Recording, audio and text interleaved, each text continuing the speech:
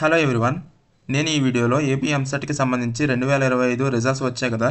So మీకైతే particular rank అయితే వస్తుంది. సో ఆ ర్యాంక్ బట్టి మనకి ఏ కాలేజ్ వస్తుందో అని తెలుసుకోవడం ఎలా అనేది ఈ వీడియోలో అయితే చెప్తాను.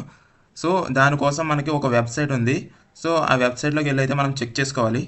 సో ఇది ఒఫీషియల్ వెబ్సైట్ అనమాట. మనబడికి సంబంధించి ఒఫీషియల్ వెబ్సైట్ ఎలా చెక్ చేసుకోవాలి, ఈచ్ అండ్ ఎవ్రీ స్టెప్ అయితే క్లియర్గా చెప్తాను. సో మీరైతే ఈ వీడియో స్కిప్ చేయకుండా చూడండి, ఎందుకంటే స్కిప్ చేస్తే మీకు తర్వాత ఒక పర్టికులర్ పాయింట్ దగ్గర అర్థం అవ్వకపోవచ్చు. మీరైతే స్కిప్ చేయకుండా చూడండి. And before going to this video, ఎవరైనా మన ఛానల్కి కొత్తగా వచ్చినట్టయితే సబ్స్క్రైబ్ చేసుకోండి అండ్ పక్కనే ఉన్న బెల్ ఐకాన్ని యాక్టివేట్ చేసుకోండి. సో ఈ ఛానల్లో నేను చాలా అప్డేట్స్ అయితే ఇస్తాను, which is related to job updates, courses and how to crack the exams, coding and all engineering updates information అయితే నేను ఈ ఛానల్లో పోస్ట్ అయితే చేస్తాను. సో మీకు ఈ ఛానల్ ఫ్యూచర్లో చాలా యూజ్ అవుద్ది. సో మీరైతే సబ్స్క్రైబ్ అయితే చేసుకోండి. సో మనం టాపిక్లోకి వెళ్ళిపోతే, సో ఏపీ ఎంసెట్ రిజల్ట్స్ వచ్చేసాయి కదా. సో మీరైతే చెక్ చేసుకోవాలనుకుంటే ఇక్కడ రిజల్ట్స్ అని ఉంది కదా, దాన్ని క్లిక్ చేసిన వెంటనే మీరు రిజల్ట్స్ అయితే చెక్ చేసుకోవచ్చు.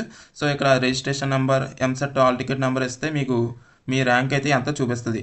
సో ఈ ర్యాంక్ వచ్చిన ర్యాంకు మనం ఒక వెబ్సైట్లో ఎంటర్ చేస్తే ర్యాంక్కి సంబంధించిన కాలేజెస్ ఏవైతే వస్తాయో మీకు, సో ఆ కాలేజెస్ అన్నీ చూపిస్తుంది. అండ్ మీరు ఏ కాలేజీలో జాయిన్ అవ్వాలనుకుంటున్నారో సో ఆ కాలేజ్ మీకు వస్తుందా రాదా అని కూడా తెలుసుకోవచ్చు అనమాట దీని ద్వారా.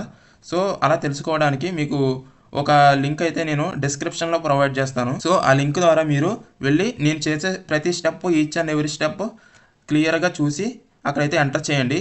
సో ఎలా ఎంటర్ చేసిన తర్వాత మీకు ఏ కాలేజ్ వస్తుందో కూడా చూపిస్తుంది అనమాట.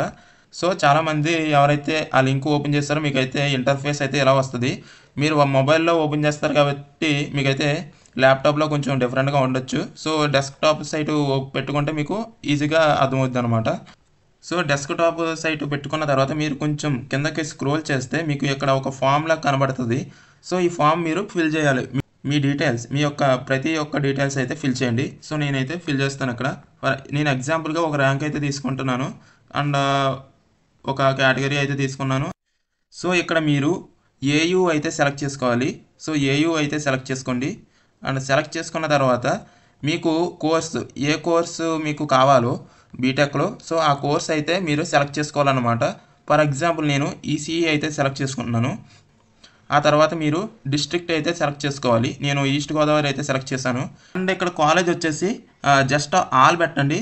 సో ఆల్ పెట్టిన తర్వాత మీరు ఏ కాలేజ్లో సెలెక్ట్ అవుతారో అండ్ మీరు ఏ కాలేజెస్లో ఎలిజిబిలిటీ ఉన్నారో ఆ కాలేజెస్ అన్నీ కింద అయితే చూపిస్తుంది అనమాట. సో దీని ప్రకారంగా మీరు వెబ్ ఆప్షన్స్ పెట్టుకోవడానికి ఈజీ అవుద్ది. అండ్ ఆల్సో మీరు పర్టికులర్ కాలేజ్ ఇచ్చి ఆ కాలేజ్లో సీట్ రావాలనుకుని చెక్ చేయాలనుకుంటున్నారు. సో అలా చెక్ చేయడానికి ఆ కాలేజ్ నేమ్ సెలెక్ట్ చేయండి. ఆ కాలేజ్ నేమ్ సెలెక్ట్ చేసి జస్ట్ సబ్మిట్ ఆప్షన్ నొక్కితే మీకు ఆ కాలేజీలో సీటు వస్తుందా రాదా అనేది అయితే ఇక్కడ చూపిస్తుంది అనమాట. సో నేను ఇక్కడ ఇంకో ర్యాంక్ అయితే ఇస్తున్నాను. నేను ఇక్కడ 10,000 ర్యాంక్ అయితే ఇస్తున్నాను. సో అండ్ బీసీబీ సెలెక్ట్ చేశాను, మెయిల్ సెలెక్ట్ చేశాను అండ్ స్టూడెంట్ మొబైల్ నెంబర్ ఇచ్చినా ఇవ్వకపోయినా పర్వాలేదు ఇది. అండ్ స్టూడెంట్ సిటీ అయితే ఇచ్చాను అండ్ ఏయూ సెలెక్ట్ చేశాను and electronics and communication engineering course అయితే సెలెక్ట్ చేశాను.